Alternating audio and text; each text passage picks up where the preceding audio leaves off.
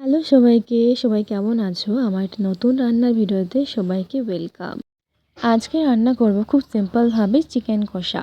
আজ যেহেতু সানডে, আর সানডে মানে তো জমিয়ে খাওয়া দাওয়া, তাই এখানটায় আমি আজকে তৈরি করছি চিকেন কষা। আর এই চিকেন কষাটা তৈরি করার জন্য আমি এখানটায় কয়েকটা রসুনের পিস বেটে নিচ্ছি এবং সব মশলাগুলো আমি এখানটায় সবগুলো বেটে নিব শিলনোড়ার মধ্যে। আর দেখবে শিলনোড়ার মধ্যে মশলা বেটে নিলে কিন্তু একটা আলাদাই স্বাদ লাগে, আর মিক্সিতে বাটলে কিন্তু আলাদা একটা টেস্ট লাগে। মশলার মধ্যে আমি এখানটায় আদা, রসুন, পেঁয়াজ, জিরা এবং লঙ্কা বাটা নিয়ে নিয়েছি। এরপর আমি এখানটায় চিকেনগুলোকে ভালো করে ধুয়ে তেল, হলুদ এবং পেঁয়াজ দিয়ে ভালো করে এটাকে ম্যারিনেট করে রেখে দিলাম। আর এদিকে আমি যেহেতু উনুনে রান্না করব, তাই আমি এখানে পাটকাঠিতে আগুন ধরিয়ে আমি আস্তে আস্তে এই খড়িগুলোকে দিয়ে আগুন লাগিয়ে নিচ্ছি।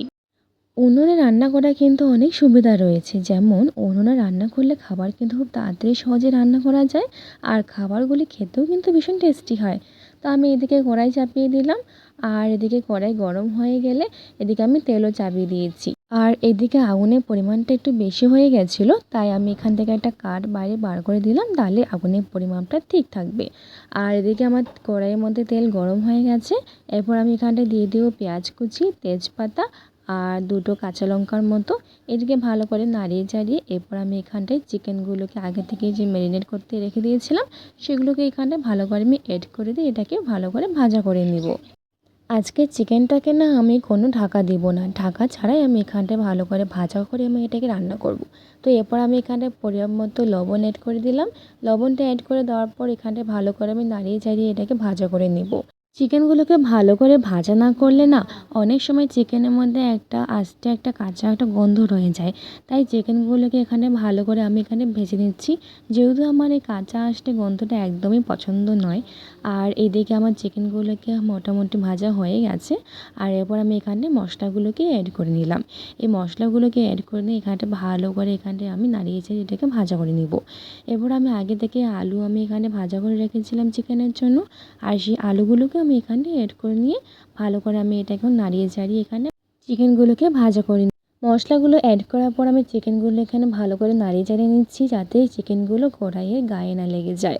তো এরপর আমি এখানটায় লঙ্কা বাটাটা আমি অ্যাড করে নিলাম। এরপর এটাকে ভালো করে নাড়িয়ে চাড়িয়ে আমি যতক্ষণ না মশলাগুলো চিকেন এবং আলুর গায়ে ভালো করে লেগে যাচ্ছে, ততক্ষণ এটাকে নাড়িয়ে চাড়িয়ে নিব। তো এদিকে আমার ভালো করে মশলাগুলো ভাজা হয়ে গেছে। এরপর আমি এখানটায় 1 কাপের মতো এখানে জল অ্যাড করে দিলাম। আর আজকে চিকেনটা যেহেতু আমি কষা করব, তাই এখানটায় এইটুকু পরিমাণ জল দিলেই হয়ে যাবে আমার। সেদ্ধ করার জন্য এইটুকু পরিমাণ জলই আজকে এই চিকেনের জন্য যথেষ্ট। তো এই জলটা ভালো করে ফোটার জন্য আমি এখানে আরেকটা কার্ড অ্যাড করে দিলাম।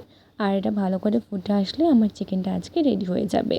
চিকেন না খুব একটা ঝোল হলে খেতে ভালো লাগে না, আর বাড়িতে তো সবসময় এরকম চিকেনে একটা মানে হালকা পাতলা ঝোল খেতে খুব একটা ভালো লাগে না। তাই আমি আজকে একটু চিকেন কষাটাই তৈরি করলাম। আর তোমরা বাড়িতে এইভাবে কে কে চিকেন কষা করে খাও আমাকে কিন্তু কমেন্টে জানিও।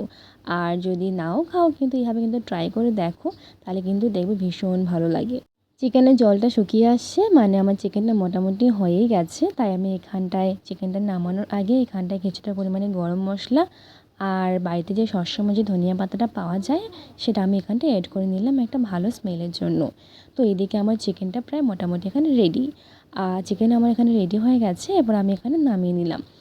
চিকেনটা দেখতে যতটা লোভনীয় লাগছে, ঠিক ততটাই সুস্বাদু হয়েছিল চিকেনটা খেতে। তো যাই হোক, এবার দুপুরে খাবারটা বেড়ে নেওয়ার পালা। তো আজকে দুপুরে আমি এখানে সাদা ভাত নিয়ে নিলাম। আর আজকে দুপুরে রান্নার মধ্যে হয়েছিল কচুর ডগার একটা সবজি, আর তেমনি কচুর পাতারও একটা সবজি হয়েছিল। আর হয়েছিল এখানটায় রুই মাছের ঝোল, সেখান থেকে আমি একটা রুই মাছ নিয়ে নিলাম। আর এদিকে নিয়ে নিলাম গরম গরম চিকেন কষা, আর ছিল এদিকে বেগুন ভাজা। তো আজকের এই সুন্দর চিকেন কষা রেসিপিটা তোমাদের কেমন লাগলো সবাই কিন্তু কমেন্টে জানিও। রেসিপিটা ভালো লাগলে সবাই লাইক করো এবং চ্যানেলটাকে সবাই সাবস্ক্রাইব করে দিও। ফিরে আসবো আবার একটা নতুন ভিডিও নিয়ে। সবাইকে টাটা।